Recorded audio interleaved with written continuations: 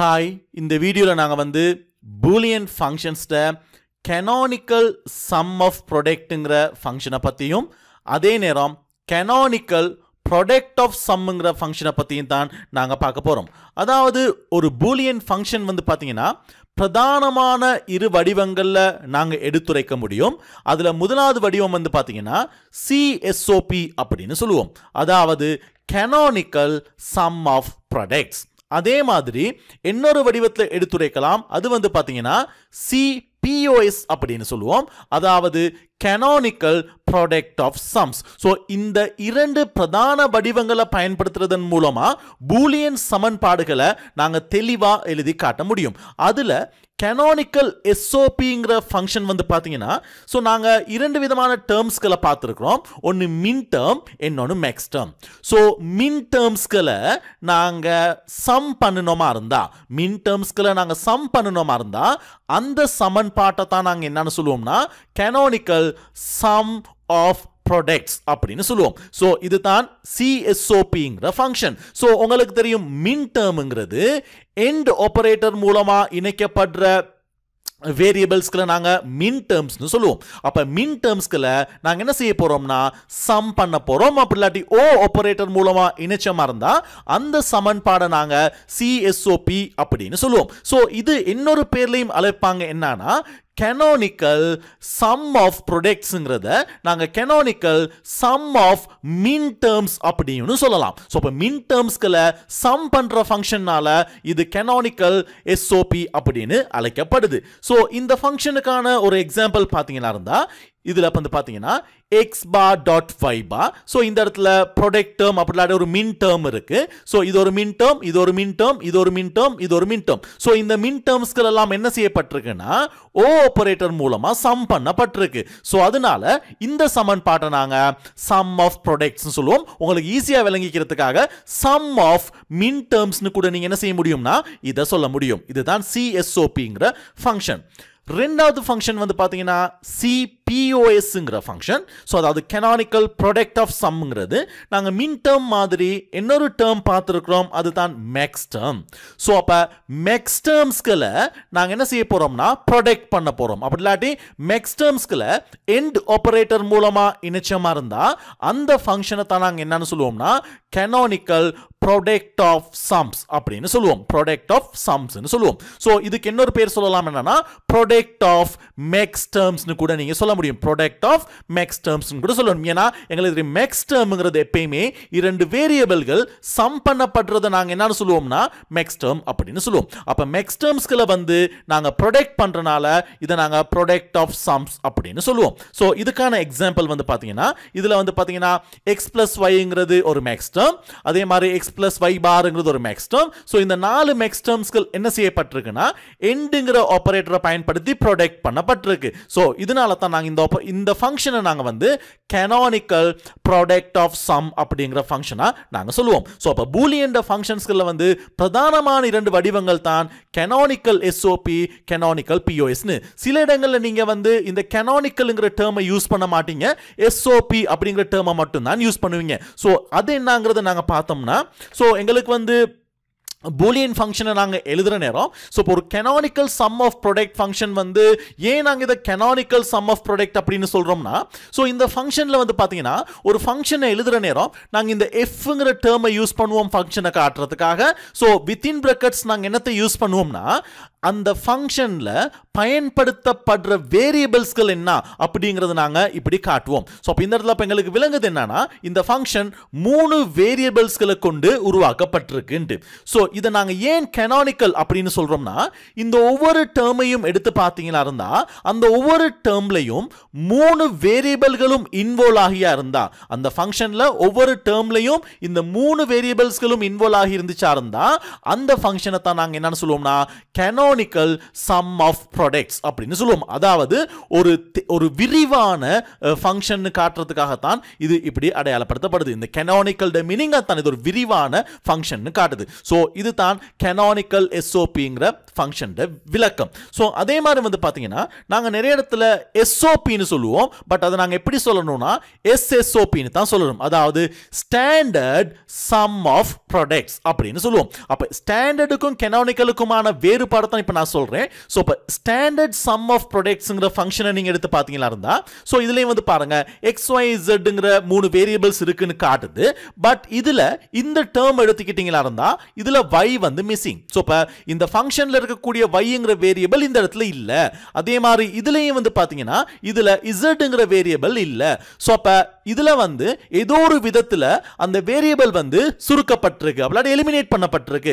So இதனால தான் இந்த ஃபங்க்ஷனை நாங்கள் என்னன்னு சொல்லுவோம்னா ஸ்டாண்டர்ட் சம் ஆஃப் ப்ராடக்ட் அப்படின்னு சொல்லுவோம். ஸோ அப்போ கெனானிக்கல் SOPங்கிறது ஒரு விரிவான ஃபங்க்ஷன்.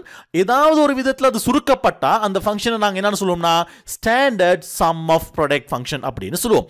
இதே தான் POS சமன்பாட்டை பொறுத்த வரையிலையும். ஸோ இதில் வந்து பார்த்தீங்கன்னா ஸோ கெனானிக்கல் POSங்கிறது எங்களோட ஒவ்வொரு டேர்ம்லையும் வந்து எங்களோட ஒவ்வொரு மேக்ஸ் டேர்ம்லையும் வந்து 3 வேரியபிள் இந்த சமன்பாட்டை பொறுத்த வரையில் இப்போ இதில் 3 வேரியபிள்கள் இருக்கு XYZ. ஸோ அப்போ எல்லா டேர்ம்லையுமே இந்த வேரியபிள்ஸ்கள் வந்துருந்துச்சு இருந்தால் அதை நாங்கள் என்னன்னு சொல்லுவோம்னா canonical product of sumன்னு சொல்லுவோம். அதே நேரம் எங்கேயாவது சுருக்கப்பட்ட ஒரு வேரியபிள் மிஸ் பண்ணப்பட்டிருந்துச்சு இருந்தா இப்போ உதாரணத்துக்கு இதில் வந்து பார்த்தீங்கன்னா Y இல்லை, இதில் வந்து பார்த்தீங்கன்னா Z இல்லை. ஸோ ஏதோ ஒரு விதத்தில் இந்த வேரியபிள்கள் வந்து சுருக்கப்பட்டு எலிமினேட் பண்ணப்பட்டிருக்கு. ஸோ அதனால இந்த POS நாங்கள் என்னன்னு சொல்லுவோம்னா ஸ்டாண்டர்ட் ப்ராடக்ட் ஆஃப் சம் அப்படின்னு சொல்லுவோம். ஸோ இதுதான் canonical SOPக்கும் SSOPக்கும் இருக்கக்கூடிய பிரதானமான 2 வேறுபாடுகள். ஸோ ஃபங்க்ஷன்ஸ்கள் நாங்கள் எழுதுகிற நேரம் சில வேளை எங்களுக்கு கெனானிக்கல் SOPயில் தரவும் முடியும், அல்லது ஸ்டாண்டர்ட் SOPயில் தரவும் முடியும், அல்லது கெனானிக்கல் POSல தரவும் முடியும். அப்படி இல்லாட்டி ஸ்டாண்டர்ட் POSலையும் எங்களுக்கு ஃபங்க்ஷன்ஸ்களை தர முடியும். ஸோ இதுதான் பூலியன் ஃபங்க்ஷன்ஸ்களில் பிரதானமான 2 வகையான ஃபங்க்ஷன்ஸ். ஸோ அடுத்தது நாங்கள் பார்த்தோம்னா நாங்கள் ஆல்ரெடி பார்த்தோம் ஒரு மின் டேர்ம் நாங்கள் வந்து ஒரு மின் டேர்மை வந்து எங்களுக்கு மெக்ஸ் டேர்மாக மாற்றுறது எப்படிங்கிறது நாங்கள் பார்த்தோம். அதாவது மின் டேர்ம் ஒன்று மெக்ஸ் டேர்முக்கு ஈக்குவல் இல்லைன்னு பார்த்தோம். அதே ஒரு மின் டேர்மை மெக்ஸ் டேர்முக்கு எப்படி கன்வெர்ட் பண்ணுறதுங்கிறத இதுக்கு முன்னால் வீடியோவில் நாங்கள் பார்த்தோம். ஸோ அதே மாதிரி தான் வந்து பார்த்தீங்கன்னா இந்த கெனானிக்கல் SOPங்கிற ஃபங்க்ஷன் வந்து கெனானிக்கல் POSங்கிற ஃபங்க்ஷனோட கம்பேர் பண்ணுற நேரம் இந்த ஃபங்க்ஷனுக்கு எப்பயுமே ஈக்குவலாக இருக்காது. இதுக்கான காரணம் என்னன்னா இந்த SOP ஃபங்க்ஷன்ஸ்கள் வந்து மின் டேர்ம்ஸ்களை பேஸ் பண்ணி எழுதுறதுனால இந்த ஃபங்க்ஷன்ஸோட ஓவரால் அவுட்புட் ஃபைனல் அவுட்புட் எதை டார்கெட் பண்ணும்னா 1 தான் டார்கெட் பண்ணும். அதே நேரம் மெக்ஸ் டேர்ம்ஸ்களை கொண்டு CPOSங்கிற சமன்பாடு எழுதப்படுறதுனால இதன் அவுட்புட் எப்பயுமே என்னவா இருக்கும்னா 0 தான் இருக்கும். அதே அப்ப நாங்க மின் டேர்ம் மெக்ஸ் டேர்முக்கு இருக்கக்கூடிய அதே ரிலேஷன்ஷிப் இங்க இருக்கு. கெனானிக்கல் SOP எப்பயுமே கெனானிக்கல் POSக்கு சமனாக இயலாது. அதுக்கான காரணம் வந்து CSOP அவுட்புட் வந்து 1, CPOS அவுட்புட் வந்து 0. சோ அப்ப நாங்க இந்த இடத்துல வந்து பார்த்தோம்னா சோ இது ஒரு கெனானிக்கல் சம் ஆஃப் ப்ராடக்ட் சமன்பாடு. சோ இந்த கெனானிக்கல் சம் ஆஃப் ப்ராடக்ட் சமன்பாடு நீங்க எடுத்துக்கிட்டீங்களா இருந்தா சோ இந்த சமன்பாடுல ஒவ்வொரு டேர்ம்ட அவுட்புட் வந்து 1 தான். நாங்க ஆல்ரெடி பார்த்திருக்கோம். என்னது ஒரு மின் டேர்ம், அப்ப இது ஒரு 1 இருக்கும், இது 1 இருக்கும், இது 1 இருக்கும், இது 1 இருக்கும். சோ இதெல்லாமே நாங்க பிளஸ் பண்ற நேரம் சோ இதுல அவுட்புட்டும் என்ன இருக்க போகுதுன்னா 1 தான் இருக்கும். அப்ப எப்பயுமே கெனானிக்கல் SOP அவுட்புட் வந்து 1 தான் டார்கெட் பண்ணிருக்கு மின் டேர்ம்ஸ்களை பயன்படுத்துறதுனால. ஸோ இப்போ இந்த மின் டேர்ம் ஒன்று இருக்கு. இப்போ இன்னொன்று வந்து பார்த்தீங்கன்னா மெக்ஸ் டேர்ம். ஸோ இப்போ இந்த மெக்ஸ் டேர்மில் வந்து பார்த்தீங்கன்னா இது மெக்ஸ் டேர்மோட இந்த அவுட்புட் வந்து 0, இதுவும் 0, இதுவும் 0, இதுவும் 0. அப்போ இதில் வந்து பார்த்தீங்கன்னா இதில் ஏதாவது ஒன்று 0வாக இருந்தால் கூட இந்த ஓவரால் ஃபங்க்ஷன் அவுட்புட் வந்து என்னதுன்னா 0வாக மாறிடும். ஸோ இப்போ இதனால தான் கெனானிக்கல் SOP வந்து கெனானிக்கல் SOP மின் டேர்மில் இருக்கிறனால இதில் அவுட்புட்ஸ் எப்பயுமே 1 இருக்கும். கெனானிக்கல் ப்ராடக்ட் ஆஃப் சம் வந்து மெக்ஸ் டேர்ம்ஸில் இருக்கிறனால இதில் அவுட்புட் எப்பயுமே 0வாக இருக்கும். ஸோ இந்த 2 ஃபங்க்ஷன்டையுமே பிரதானமான கேரக்டரிஸ்டிக்ஸ் இது தான். ஸோ பொதுவாக நாங்கள் மின் டேர்முக்கு சொல்கிறதுக்கான விளக்கம்னு நான் உங்களுக்கு ஆல்ரெடி கொடுத்துருந்தேன். ஸோ இது நாங்கள் பொதுவாக ஏன் நாங்கள் இங்க ஏன் இதை நாங்கள் மின் டேர்ம்ஸ்கள்னு சொல்கிறோம்னா பொதுவாக நீங்கள் வந்து ஆல்ரெடி அந்த ஒரு கம்பினேஷனுக்கு மட்டும் தான் அவுட்புட் பண்ணுன்னு பார்த்தோம். ஸோ உங்களுக்கு தெரியும் இந்த ஃபங்க்ஷனில் வந்து இந்த 4 டேர்ம்ஸில் ஏதாவது ஒரு டேர்ம் 1 இருந்தால் கூட இந்த கம்ப்ளீட் சிஎஸ்ஓபி அவுட்புட் வந்து 1 தான் இருக்கும். ஏன்னா எல்லாமே ஓ ஆப்பரேஷனில் இருக்கிறனால. ஸோ இதனால மினிமம் டேர்ம்ஸ் வந்து 1 ஆகினாலே இதில் அவுட்புட் வந்து என்னவாகிரும்னா 1 ஆகிரும். ஸோ canonical POS வந்து இப்போ நாங்கள் மேக்ஸ் டேர்ம்ஸ்குள்ள பேஸ் பண்ணி எழுதுறனால இதில் வந்து பார்த்தீங்கன்னா இப்போ இந்த 4 டேர்ம் இருக்கு, 4 டேர்முமே 1 ஆகினா மட்டும்தான் அவுட்புட் வந்து 1 இருக்கும். ஸோ மேக்ஸிமம் டேர்ம்ஸ் வந்து அவுட்புட்டாக இருந்தால் தான் இதில் அவுட்புட் வந்து 1 ஆகலாம், இல்லாட்டி இதில் அவுட்புட் என்னவா இருக்கும்னா 0 தான் இருக்கும். ஸோ இது தான் canonical SOP canonical POSங்கிற சமன்பாடுக்கு இடையில் இருக்கக்கூடிய ஒரு பிரதானமான கேரக்டரிஸ்டிக்ஸ். ஸோ இதே நேரம் இப்போ நாங்கள் வந்து ஒரு ஒரு ஒரு ஒரு canonical CSOP சமன்பாட்டை எப்படி CPOS சமன்பாட்டா மாத்துறது அப்படின்னு பார்ப்போம். ஸோ இப்போ இந்த canonical சமன்பாட்டை நான் என்ன செய்ய போறேன்னா இதான் உங்களுக்கு மாற்றி காட்டுறேன். ஸோ அப்போ வந்து இந்த சமன்பாடு x bar dot y bar plus x bar dot y plus x plus y bar plus x dot y. So இது ஒரு மின் டேர்ம்ஸ்களை கொண்டு இணைக்கப்பட்டிருக்கு. அப்போ இது ஒரு canonical SOP.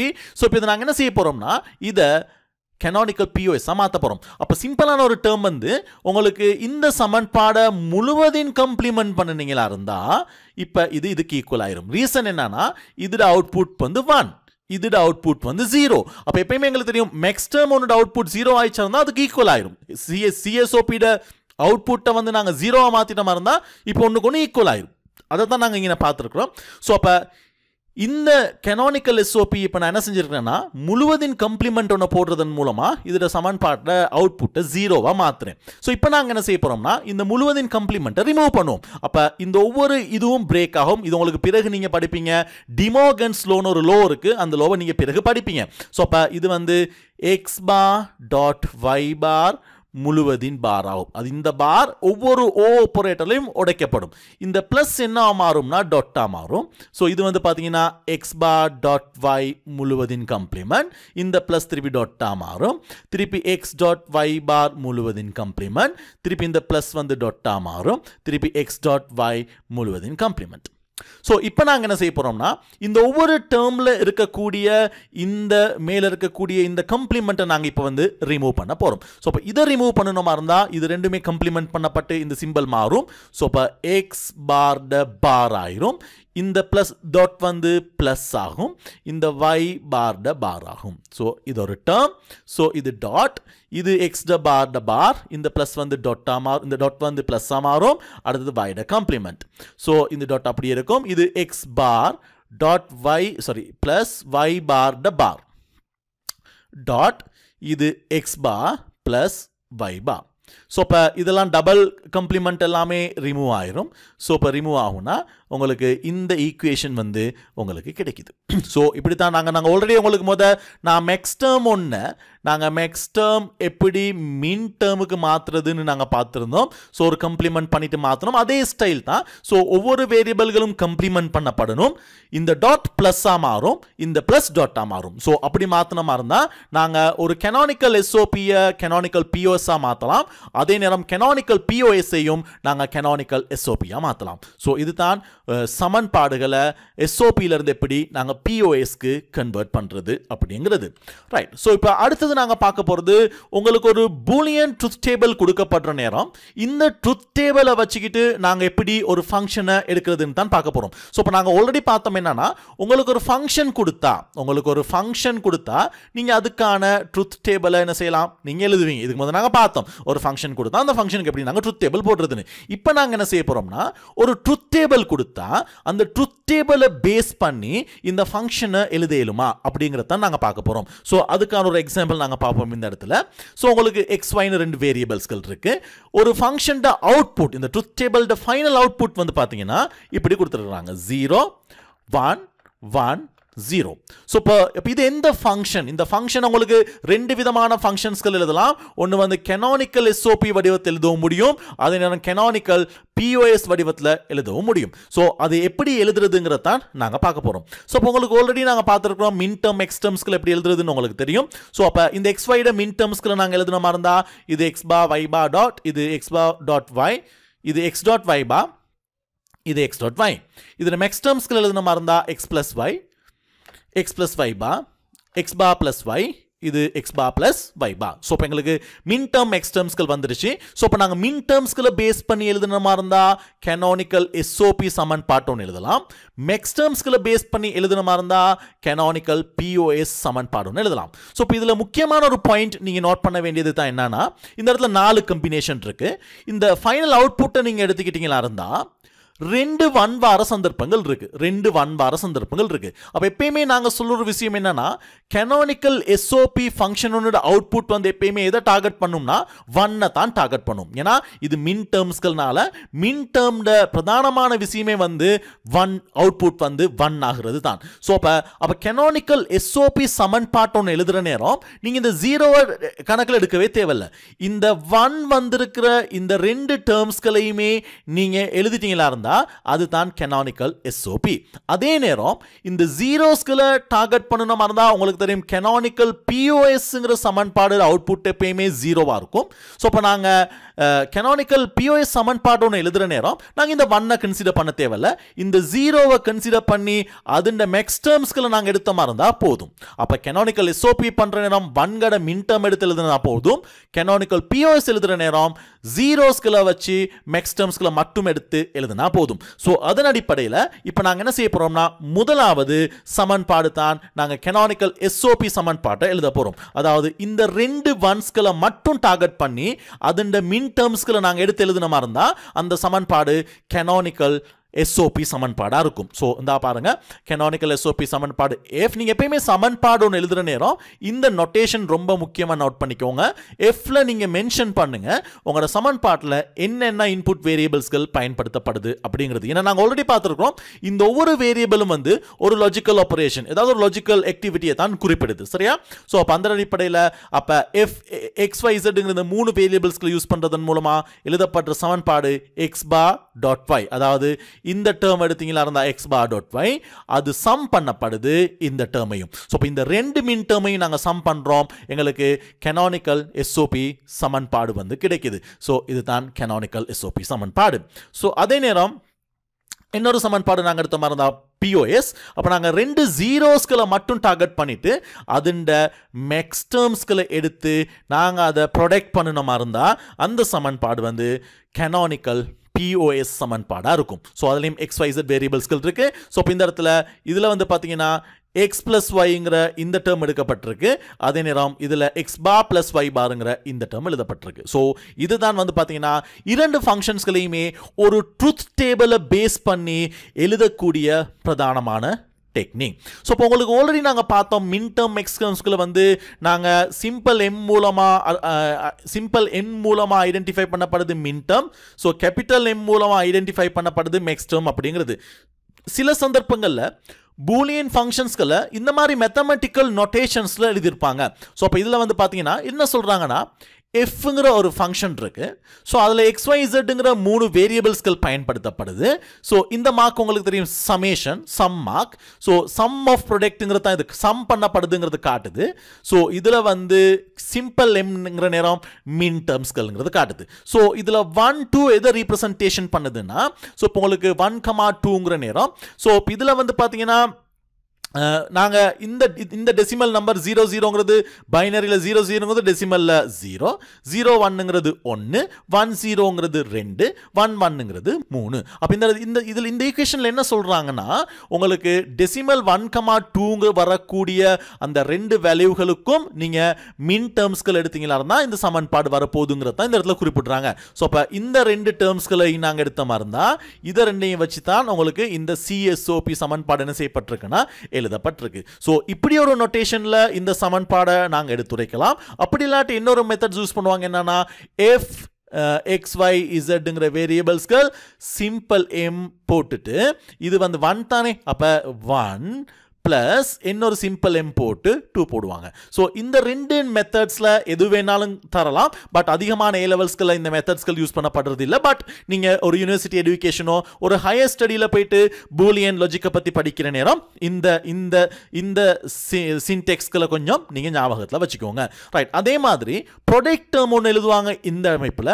ஸோ இது பை அல்லது ப்ராடக்ட் மூலம் ஐடென்டிஃபை பண்ணப்படுது. கேபிட்டல் எம் யூஸ் பண்ணப்படுது. ஸோ இப்போ கேபிட்டல் எம் வந்து மேக்ஸ் டேர்ம்ஸ்களை குறிப்பிடுதுங்கிறது நாங்கள் ஆல்ரெடி பார்த்தோம். ஸோ இப்போ இந்த 0,3ங்கிறது எதை குறிப்பிடுதுன்னா அந்த டெசிமல் வேல்யூகளை குறிப்பிடுது. இது 0 இது 3ங்கிற இந்த ரெண்டு வேல்யூஸ்களை குறிப்பிடுது. இது இன்னொரு மெத்தடில் எப்படி எழுதப்படலாம்னா fxyz equal to capital M.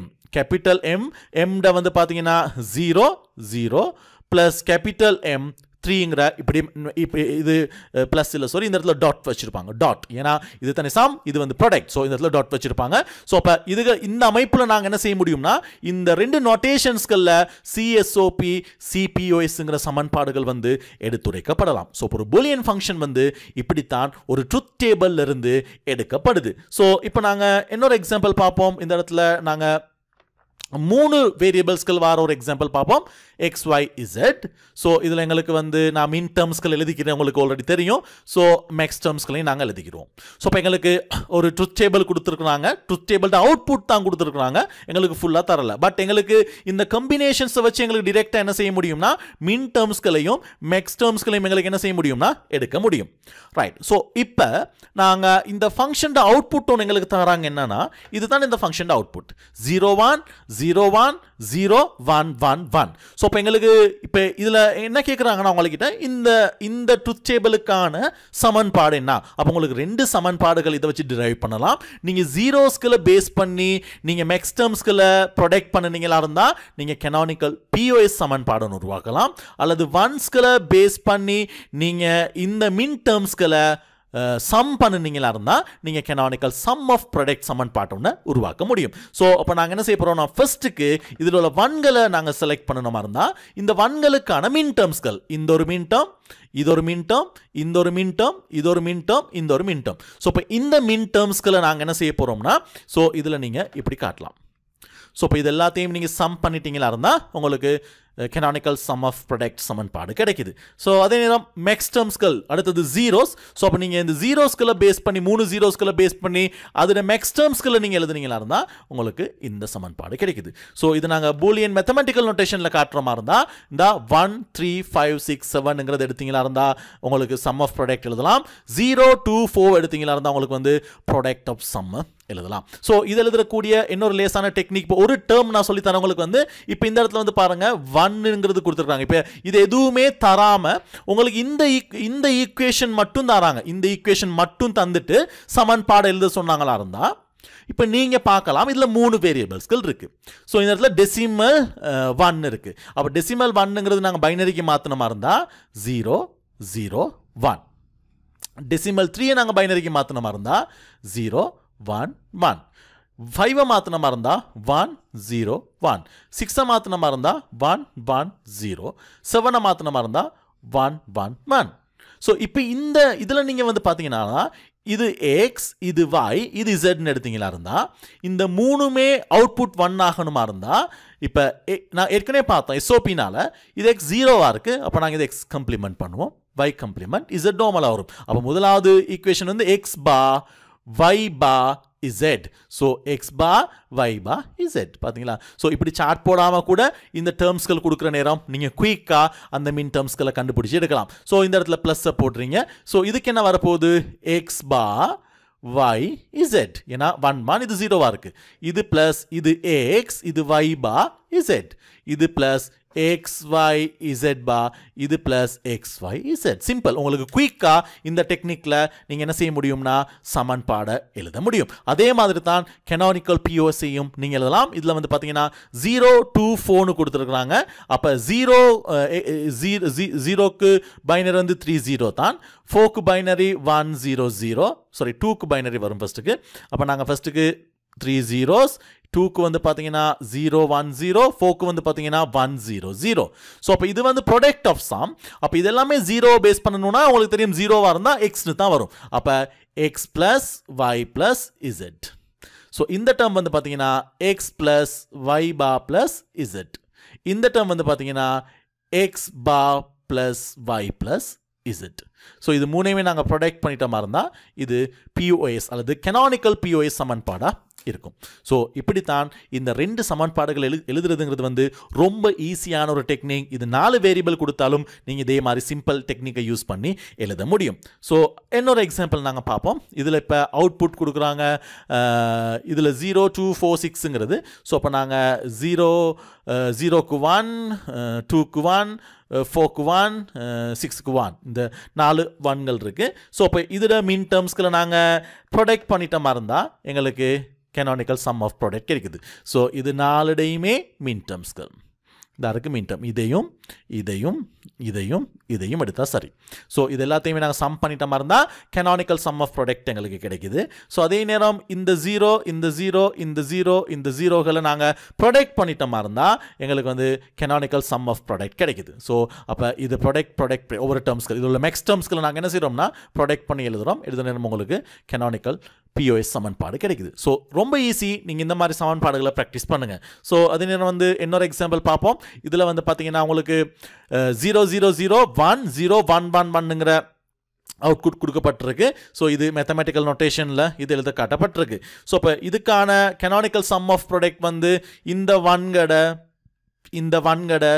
மின் டேர்ம்ஸ்களை நாங்கள் என்ன செய்ய போகிறோம்னா சம் பண்ண போகிறோம். இந்த மின் டேர்ம்ஸ்களை சம் பண்ணணும் இருந்தால் எங்களுக்கு canonical sum of product கிடைக்கும்.